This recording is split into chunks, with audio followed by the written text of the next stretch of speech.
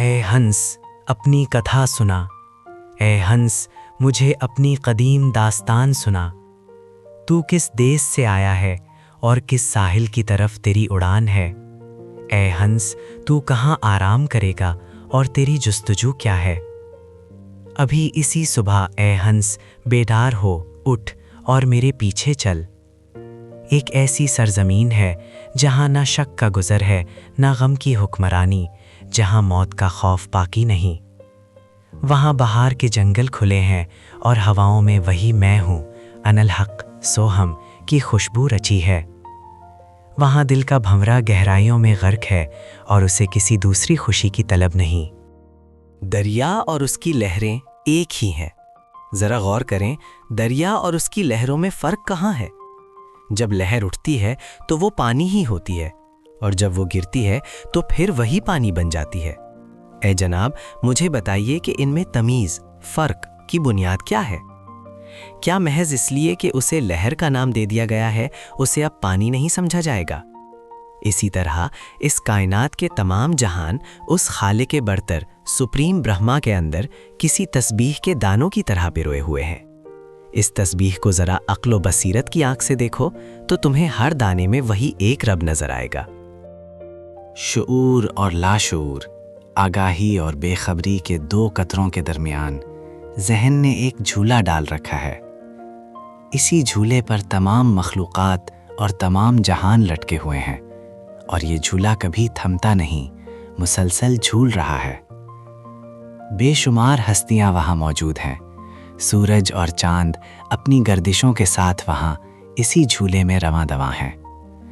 लाखों सदियां बीत गईं, मगर ये झूला यूं ही चल रहा है। सबके सब झूल रहे हैं। ये आसमान, ये ज़मीन, ये हवा और ये पानी, यहाँ तक कि वो रब खुद भी इंसानी शक्ल इख्तियार करके इस तमाशे में शामिल है।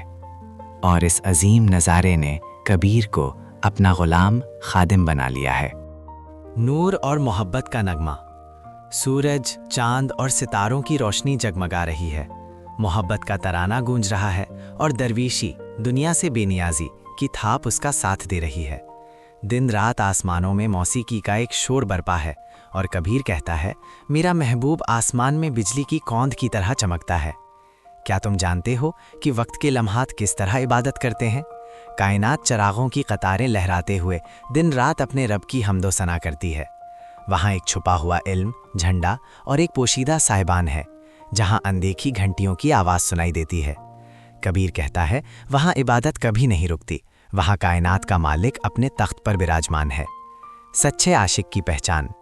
सारी दुनिया अपने कामों में मगन है और गलतियाँ कर रही है, लेकिन बहुत कम ऐसे आशिक हैं जो अपने महबूब खुदा को पहचानते हैं। सच्चा तालिब वो है जो अपने दिल में मोहब्बत और बेनियाजी की दो लहरों को इस तरह मिला दे जैसे गंगा और यमुना के दरिया मिलते हैं। उसके दिल में दिन रात मुक़द्दस पानी बहता है और यूं जिंदगी और मौत का चक्र ख़त्म हो जाता है।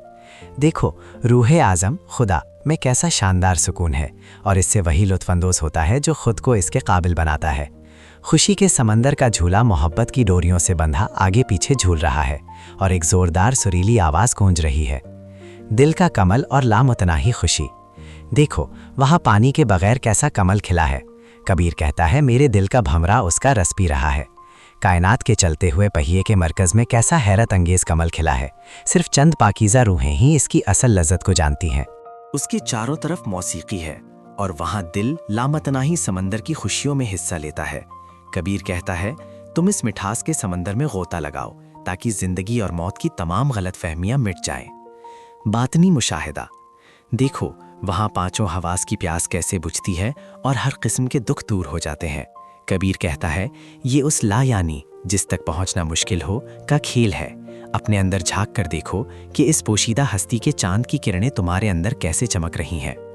वहाँ जिंदगी और मौत की एक तरतीबवार धड़कन है। वजद फूट रहा है और तमाम वूसतें नूर से रोशन है। वहाँ वो मौसीकी अनहद नाव बज रही है जो किसी के छेड़े बगैर बजती है। ये तीनों जहानों की मोहब्बत की मौसीकी है।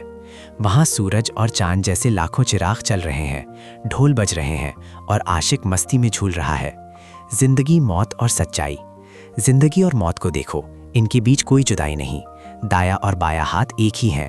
कबीर कहता है, वहाँ अक्लमंद खामोश हो जाता है, क्योंकि ये हकीकत वेदों या किताबों में नहीं मिल सकती।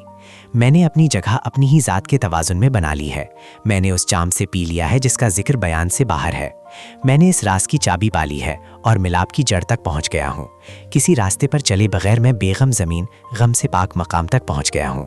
मुझ पर मेरे मालिक की रहमत बहुत आसानी से हो गई है। लोग इसे लामहदूद और नाकाबिले रसाई कहते हैं, लेकिन मैंने अपनी सोच और ध्यान में इसे बिन देखे देख लिया है। वो वाकई दुखों से पाक जगह है और कोई नहीं जानता कि वहाँ का रास्ता कौन सा है। सिर्फ वही जो इस रास्ते पर है तमाम दुखों से पार हो चुका है। ये आखिरी बात है, लेकिन क्या कोई इसके हैरत अंगेज जायके को बयान कर सकता है? जिसने एक बार इसे चख लिया वो जान गया कि ये कैसी खुशी देता है। कबीर कहता है, इसे जानकर जाहिल भी आलम बन जाता है और आलम खामोश हो जाता है। इबादत गुजार पूरी तरह मस्त है, उसकी दानाई और बेनियाजी मुकम्मल हो चुकी है। वहाँ पूरा आसमान आवाज़ से भरा हुआ है और वो मौसीकी बिना उंगलियों और बिना तारों के बज रही है। कबीर कहता है, अगर तुम अपनी ज़िंदगी को ज़िंदगी के समुद्र खुदा में फ़ना कर दो तो तुम्हें अबदी खुशी की सरजमी मिल जाएगी। अबदी नूर। मैं सच कहता हूँ क्योंकि मैंने ज़िंदगी में सच को अपना लिया है। मैं अब सच्चाई से जुड़ चुका हूँ और तमाम दिखावा ख़त्म कर दिया है। वहाँ आसमान मौसीकी से भरा है, वहाँ अमृत नूर की बारिश होती है, वहाँ किसी सूरज के निकलने या ग़ुरूब होने का जिक्र नहीं होता। मोहब्बत के इस समुद्र में दिन और रात एक हो जाते हैं। हमेशा की खुशी, कोई गम नहीं, कोई जद्दोजहद नहीं। कबीर कहता है, मैंने अपने जिस्म के अंदर पूरी कायनात का खेल देख लिया है और दुनिया के फरेब से बच गया हूँ। तेरा ये नूर पूरी कायनात को रोशन कर रहा है। इल्म के थाल पर मोहब्बत का चिराग जल रहा है। कबीर कहता है, वहाँ कोई गलती दाखिल नहीं हो सकती और ज़िंदगी व मौत की जंग अब ख़त्म हो चुकी है।